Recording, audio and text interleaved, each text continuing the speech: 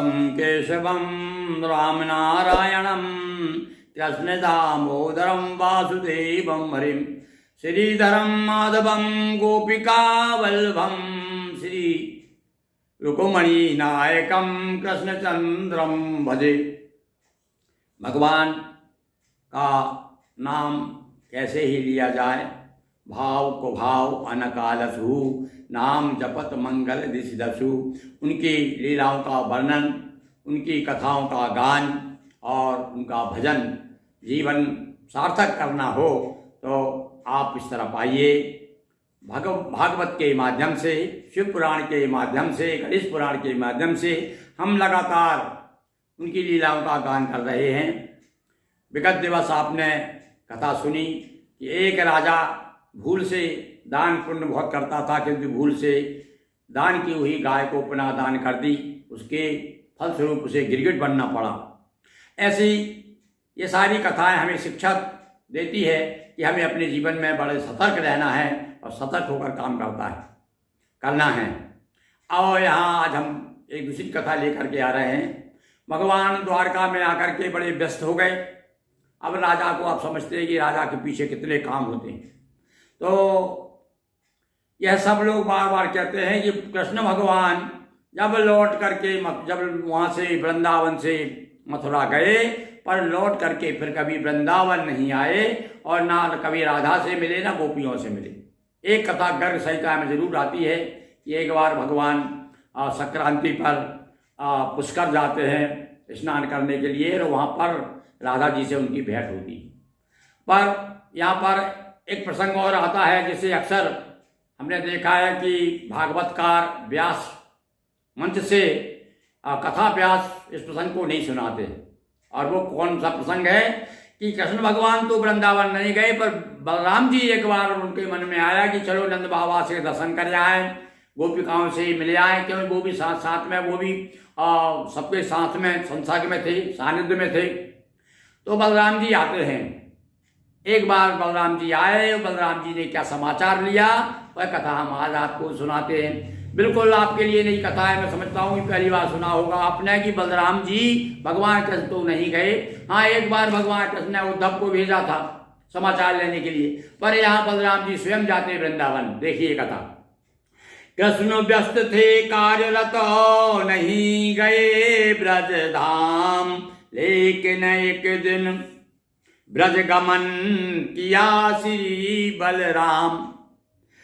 बचपन की याद ले मन में, आए दाऊ वृंदावन में। बचपन याद आ गया उनको। अरे भाई चलना चाहिए। तो बिना कृष्ण भगवान से कुछ नहीं कहा कि मैं जा रहा हूँ, भैया को समाचार तो नहीं देना है बाबा को। चुपचाप अपने वृंदावन आ गए। नंद यशोदा साथी सारे, गोप गोपियां प्यारे प्यारे, सबकी याद कर रहे हैं। क्या किस प्रकार से वहां पर गाय चराने अपने भैया के साथ में जाते थे, भैया कन्हैया के साथ जाते थे, गोप ग्वालों के साथ में खेला करते थे। सब एक एक बात उनको याद आ रही है, रास्ते भर याद करते हुए।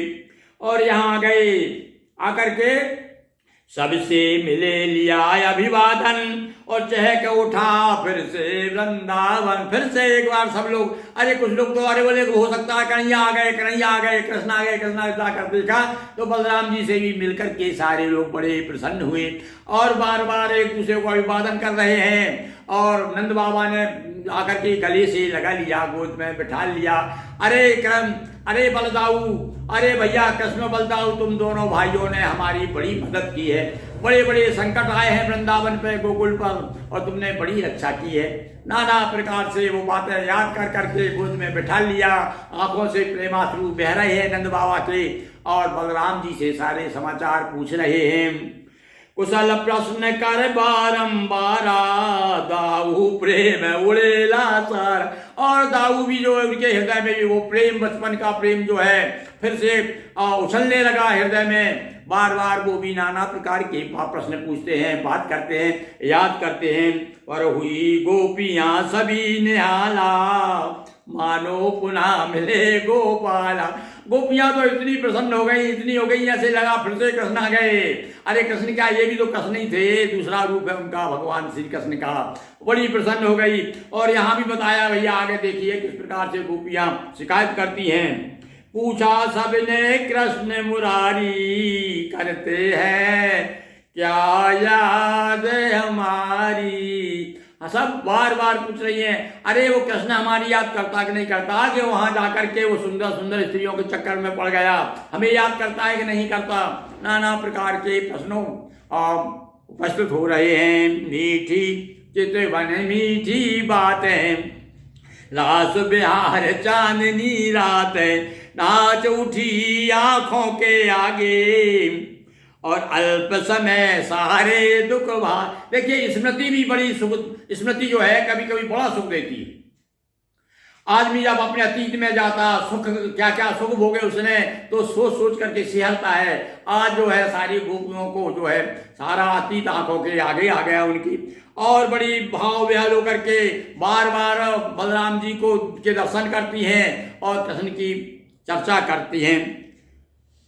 कुछ दिन रहे बलराम वहां पर, गोप गोपियों से भय। और भाई सुनो, वहां पर सुख कर गोप गोपियों को सुख देने के लिए बलराम जी वहां पर कम से कम 2-3 माह रुके, या नहीं कि एक ही दिन में और लौट के आ गए हो, ऐसा कहा 2-3 महीना रुके वहां। और एक दिवस जल क्रीड़ा करने, सकल गोपियों का दुख हरने। एक बार विचार किया कि चलो यमुना किनारे चलो भाई, सब लोग जल क्रीड़ा करेंगे, सब गोपियों को साथ ले लिया और वहां जाकर के यमुना को पुकारा। यमुना नहीं आए तो डांटा उसको, तब जाकर उसने हाथ पांव जोड़े कि महाराज क्षमा कीजिए, मुझे भूल हो गई। और तब जाकर के अपनी सहेलियों के साथ, गोपियों के साथ, भगवान जिस प्रकार से जल विहार करते थे कृष्ण, ऐसे बलराम ने भी गोपियों के साथ किया। यमुना जी को दाऊ पुकारा, पर आदेश सरित ने टारा, हो क्रोधित डांटा फटकारा, तब यमुना वा चरण पखारा। तब यमुना जी ने जाकर के उनको प्रणाम किया और क्षमा मांगी। तब भगवान अपनी उन गोपियों के साथ बलदाऊ जी जो है जल विहार करने लगे। जल विहार हो प्रमुदित कीना, सभी गोपियों को सुख दीना। इस प्रकार बलराम जी कुछ दिन कीन विहार, लौट द्वारका आ गए, गूंजी जय जयकार। बोलिए कृष्ण चंद्र की जय, उमापति महादेव की जय, हर हर महादेव शंभो। दोस्तों वीडियो को लाइक शेयर करें, चैनल को सब्सक्राइब कर बेल आइकन पर क्लिक करें। बहुत बहुत धन्यवाद।